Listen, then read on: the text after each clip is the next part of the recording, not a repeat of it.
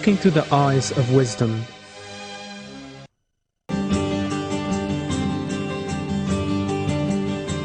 And delicious fruits and vegetables that grow from the muddy earth, the sense organs capable of perceiving these delights, the human body whose many complex systems work in a perfect and harmonious manner,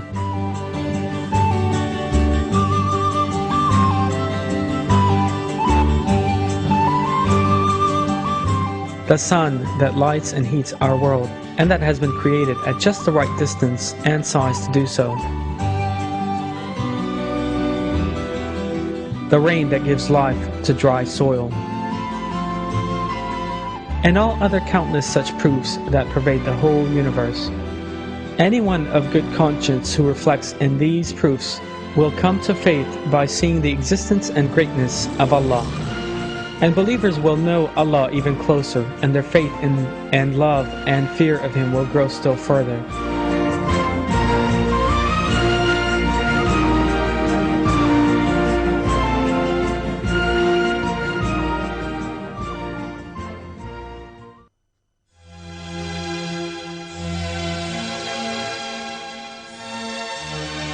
Signs leading to faith in the Quran.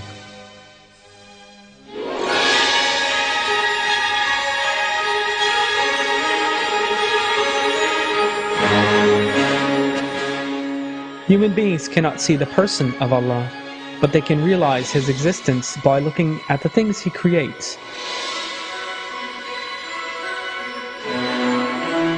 In the same way that each work of art proclaims its artist, so living and inanimate things introduce us to Allah, their Maker.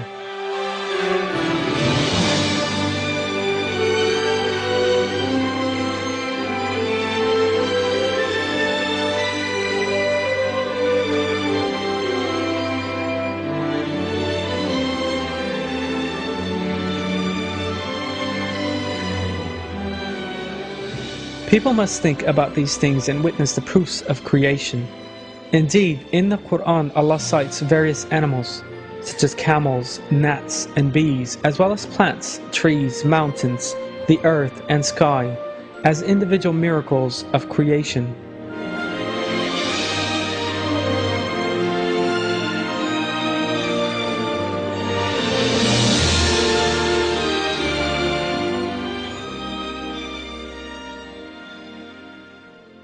I seek refuge in Allah from the accursed Satan. Have they not looked at the camel, how it was created, and at the sky, how it was raised up, and at the mountains, how they were embedded, and at the earth, how it was smoothed out? Allah is not ashamed to make an example of a gnat, or of an even smaller thing. As for those who believe, they know it is the truth from their Lord. But as for those who are unbelievers, they say, "What does Allah mean by this example? He misguides many by it and guides many by it, but He only misguides the deviators." Your Lord revealed to the bees, "Build dwellings in the mountains and the trees, and also in structures which men erect. Then eat from every kind of fruit and travel the paths of your Lord, which have been made easy for you to follow. From inside them comes a drink of varying colors, containing healing for mankind. There is certainly a sign in that for people who reflect." It is He who appointed the sun to give radiance and the moon to give light, assigning it phases so you would know the number of years and the reckoning of time. Allah did not create these things except with truth. We make the signs clear for people who know. In the alternation of the night and day, and what Allah has created in the heavens and the earth, there are signs for people who have fear.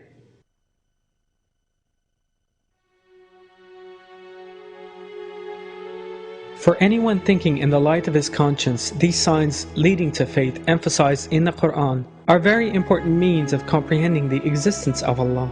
Signs that draw one closer to Him. The evidence revealing the existence and omnipotence of Allah can be found everywhere we live. Everything we encounter is a message sent to us by our Lord that we have to read in spiritual terms.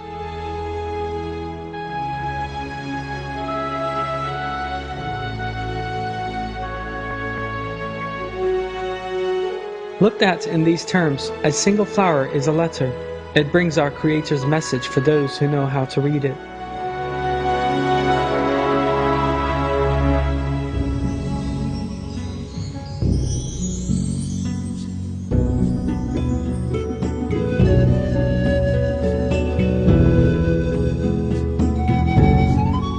Some signs leading to faith also prove that the Quran is the true book.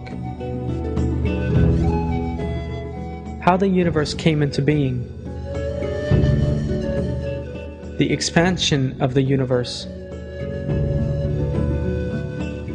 The separation of the earth and sky. The spherical nature of the earth. The strata of the earth.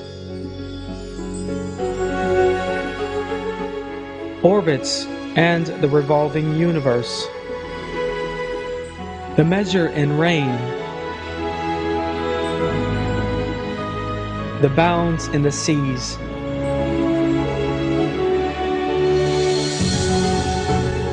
Nobody knew about any of these things at the time the Quran was revealed. But the fact that they are set out in the verses of the Quran is a significant truth, once again showing that the Quran is the word of Allah.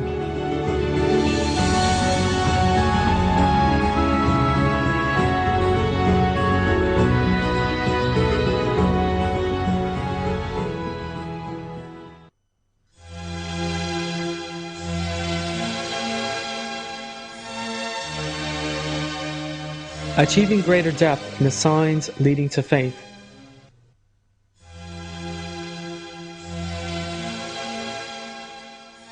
Allah tells us in the verses of the Quran that the signs leading to faith have a great meaning for people able to think. One of the techniques we should employ in thinking about these signs is to inquire into and compare the entities and events we see around us. Allah teaches us one example of this thought system as follows.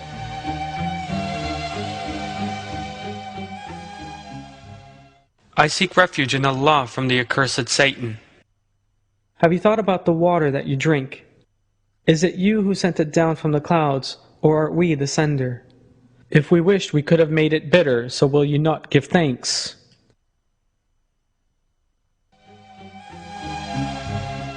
Water is a blessing that covers much of the earth, and that is always easily available to us. The great majority of people have perhaps never thought about the water they drink every day of their lives.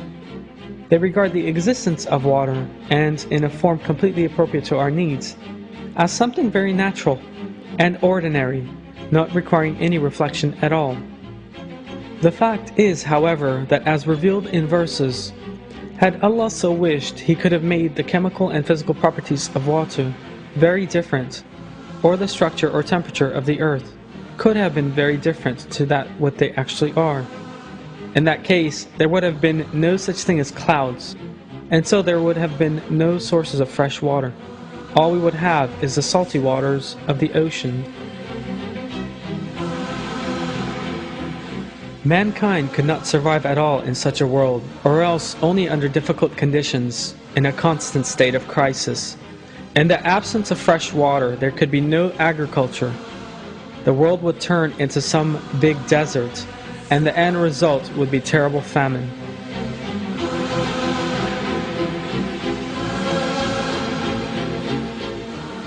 But Allah has given us fresh water and has placed them all in regions of the world. Of course we must give thanks to Allah in the face of this. This example of water, of course, also applies to all the natural entities, living things, and events all around us.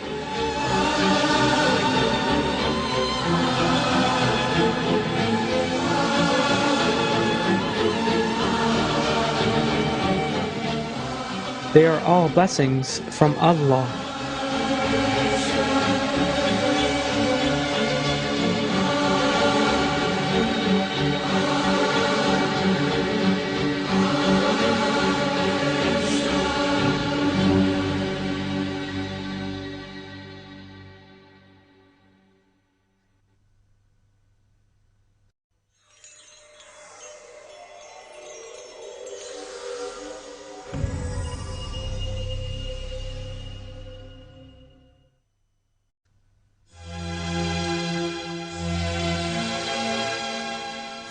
Islamic scholars' ideas regarding the importance of the signs leading to faith.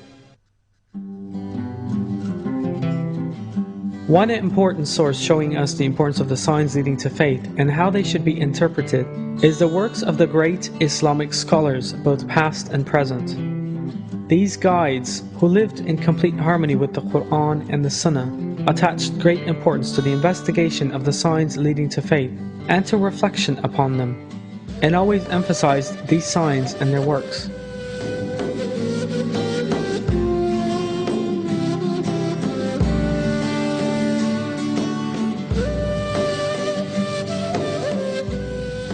Imam Ghazali is a most valuable Islamic scholar from Khurasan. He lived in the second half of the 11th century and the early part of the 12th. He is regarded as the Mujaddid of his day. A Mujaddid is a great scholar described in the Hadiths of the Prophet, peace be upon him, and sent to describe religious truths at the beginning of every century. In his lectures and conversation, this blessed individual devoted wide space to the signs leading to faith. Some instances of signs leading to faith in his works are as follows.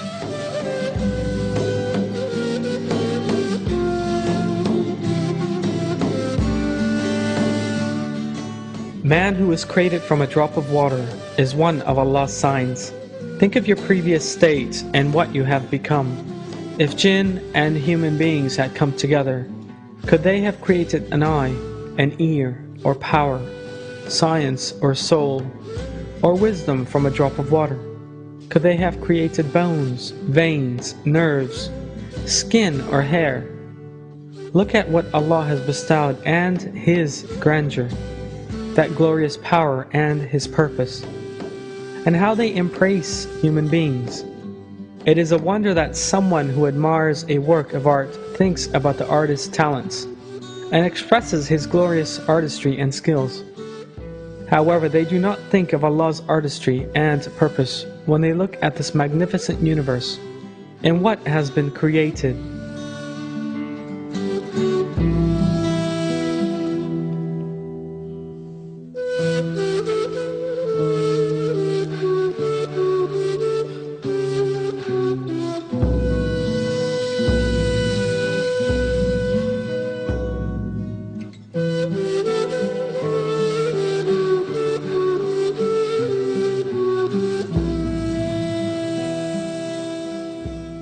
In the sky there are many stars hundreds of times larger than the earth. They look like a single dot, for they are so far away. This fact reveals the greatness of the heavens. Despite their haughtiness, all of these stars are seen as very small in your eyes. To this very reason, you can grasp the mightiness and sovereignty of the one who creates them all.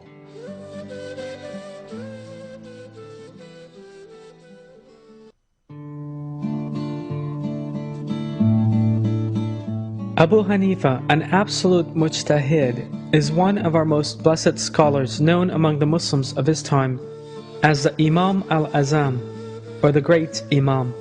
He served as Imam to all Muslims and strove throughout his life to preach the moral values of Islam and tell people about Allah's commandments. A dialogue between this great Imam and someone who had no faith in Allah is most instructive.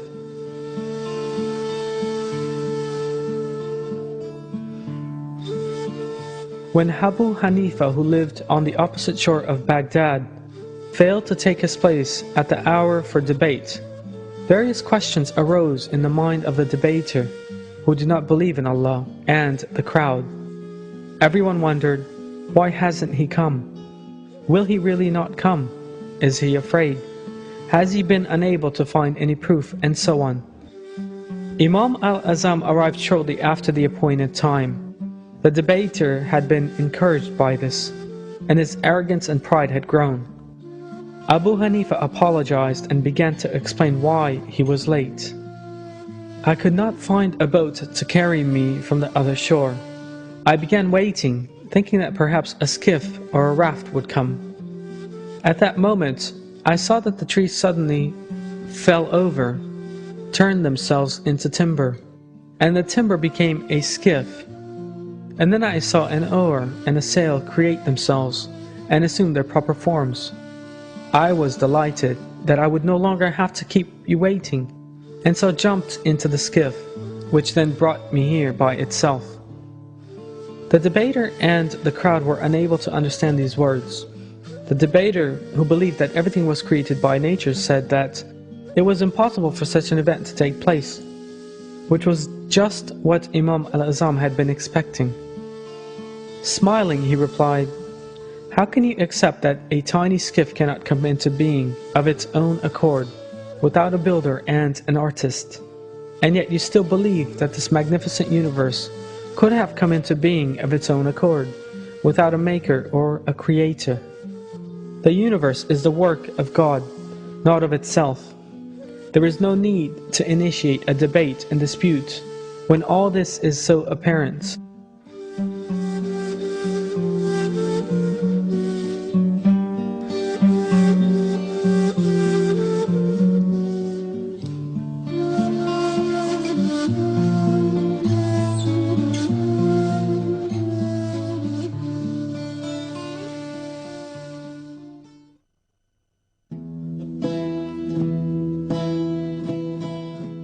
Like all other great Islamic scholars, Sayyid Abdul Qadir al-Jilani, who lived during the 11th century, attached great importance to signs leading to faith. In his works, he called on people to reflect on the proofs of Allah's existence. One passage demonstrating the importance he attached to signs leading to faith, from his Al-Fat al-Rabbani, the Sublime Revelation, reads as follows: "Every atom in the universe contains beautiful artistry. Each of these beautiful arts are proofs that demonstrate His existence, and everyone who adheres to them can reach Allah. Think deeply. As your thoughts deepen, you will rise and grow."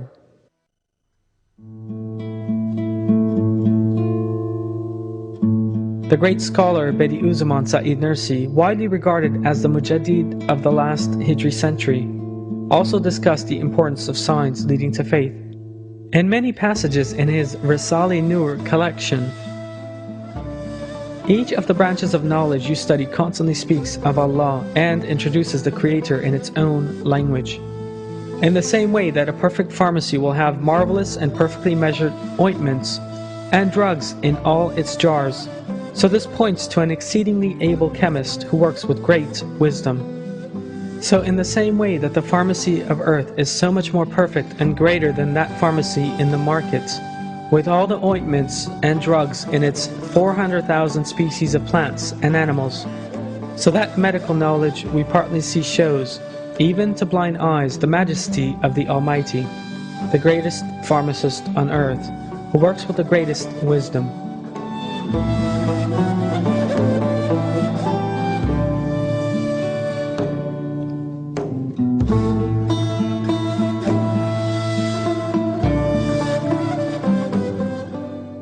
I at once looked and saw that innumerable birds and flies, which are miniature birds, and innumerable animals, and boundless plants and trees were, like me, reciting through the tongue of disposition, "For us, Allah suffices, and He is the best disposer of affairs."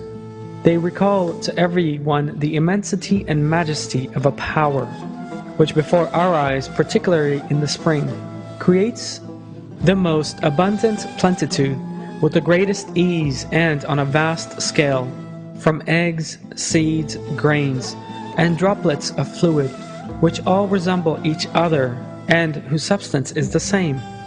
The hundreds of thousands of species of birds, the hundreds of thousands of sorts of animals, the hundreds of thousands of types of plants, and the hundreds of thousands of varieties of trees, without error, defect, or confusion, in adorned, balanced, well-ordered fashion, and in forms all different from one another, through their being made in this way together, one within the other and resembling each other in the same way. They demonstrate to us His unity and oneness.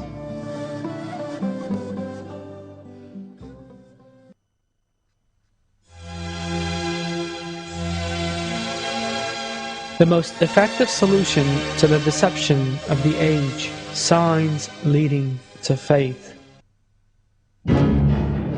Up until the 19th century, irreligion and atheism were only espoused by a very few, marginal individuals or groups, whether in the East or West. But from the 19th century on, a systematic and planned propaganda aimed at imposing these ideas on vast numbers of people was set in motion. Those who carried out that propaganda, which is still being propagated, were circles who espoused a materialist ideology and worldview. With the growing advances in science and technology and increasing use of the media and other means of communication, the atheist propaganda directed and managed by these circles has found its way to the most remote corners of the world. The most effective solution to the greatest deception of our day is for people to be told of the signs leading to faith.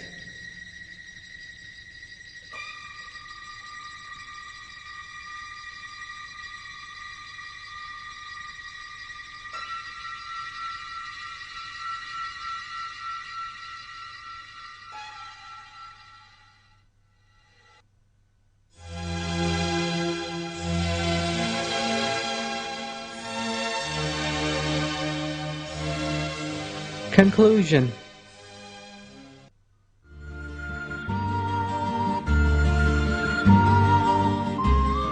Reflection on the signs leading to faith is not left up to our own desires, but is commanded in the Quran. For that reason, reflecting on the signs leading to faith that fill the entire universe represents a constant act of worship for believers.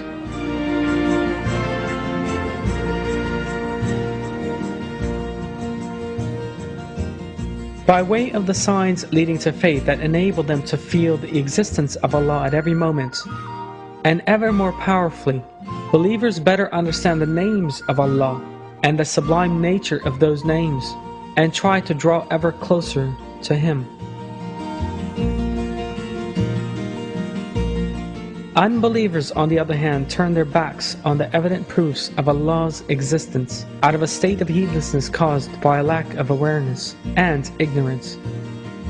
Such people are described as follows in the Quran. I seek refuge in Allah from the accursed Satan. But as for those who are unbelievers and deny our signs, they are the companions of the fire, remaining in it timelessly forever. What an evil destination!